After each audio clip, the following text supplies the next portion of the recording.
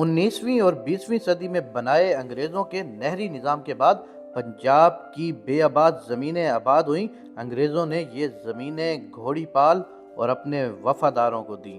اس حوالے سے 9 کالونیاں بنائی گئیں۔ ان میں سے بہت سی زمینیں انگریزوں کے ٹٹوؤں کو ملیں جو ان کو فصلیں اور ٹیکس دیتے اور اپنی برادری کے دیہاتوں سے نوجوان بھرتی کر کے جنگ عظیم اول اور دوم میں ان کو تاج برطانیہ اور ملکہ عالیہ کے جاہ و جلال کو قائم رکھنے کے لیے برما، جاپان اور یورپ کے محاذوں پر مرنے کے لیے بھیج دیتے۔ آپ لندن میں ہائیڈ پارک کے میموریل گیٹ پر جائیے، وہاں آپ کو ہندوستان کے ان بد نصیب لوگوں کے نام ملیں گے جو فوج میں بھرتی ہو کر کسی اور کی جنگ میں دیار غیر میں مر گئے۔ انگریز سامراج نے پنجاب میں اپنے گرفت کو مضبوط رکھنے کے لیے فوج مضبوط رکھی ہوئی تھی۔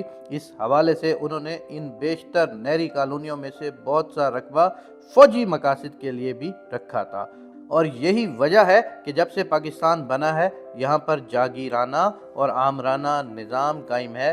یہ سب کولونیل دور کے ثمرات ہیں۔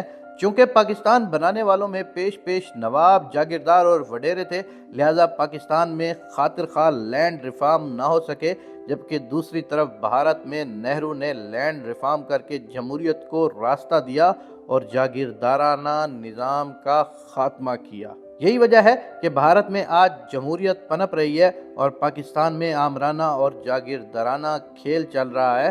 یہاں ہاکی کی طرح اقتدار کی بال کبھی سلیم اللہ سے کلیم اللہ اور کلیم اللہ سے پھر سلیم اللہ کے پاس جا رہی ہے۔ اس ملک کا چونکہ مکمل نظام جاگیرداری اور آمریت پر قائم ہے، لہذا یہاں عام آدمی کو کاروبار میں سہولیات نہیں، صنعتیں بھی محض جاگیرداروں کی اور ان کے خاندانوں کی ہیں۔ یہاں کا سرمایہ دار بھی جاگیری سوچ رکھتا ہے۔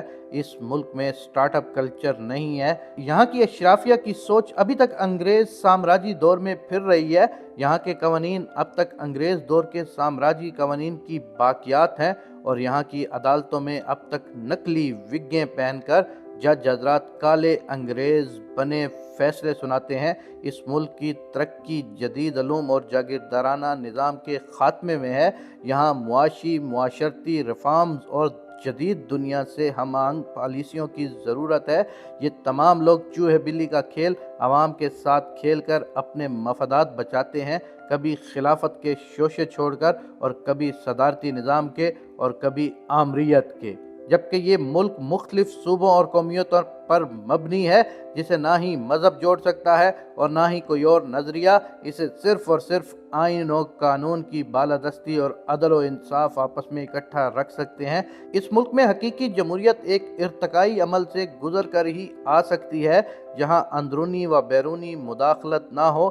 تاہم یہ سب ممکن نہیں، کیونکہ اوپر بیٹھے کالے انگریز اب تک یہ سمجھ رہے ہیں کہ وہ 47 سے پہلے کی دنیا میں جی رہے ہیں، جبکہ عوام اس قدر جاہل رکھی گئی ہے کہ وہ زومبی بن کر ان غلیظ اور 2 ٹکے کے لوگوں کو مہان سمجھتی ہے جو انہیں کچھ بھی کہہ دے یہ عقیدت اور جذبات میں بہتے ہوئے یقین کر لیتی ہے۔ یہاں عقل و شعور کا فقدان ہے۔ منہ بھر کر بکواس کرنے والا ہیرو اور مسیحا ہے، اور جی حضوری کرنے والی اس غلام قوم کو صدیوں سے ملی غلامی میں رہنا پسند ہے۔ عوام کی جہالت اور تاریخ سے نا واقفیت انہیں شناخت کے بحران تک لے جا چکی ہے، جہاں ہر دوسرا شخص انہیں ابو لگتا ہے۔ دانشوری کا معیار حب الوطنی کی جگالی اور نظریات کو چومنا چاٹنا ہے۔ ایسے میں نوجوان کو یہی مشورہ ہے کہ نئی سوچ پیدا کرو اپنے اندر، تاریخ سے آگاہی حاصل کریں تاکہ 76 برس سے اشرافیہ کے اس گھناؤنے کھیل کو جان کر اس کھیل سے نکل سکیں اور اپنا کوئی فیوچر اور پاکستان کے فیوچر کے لیے محنت کریں۔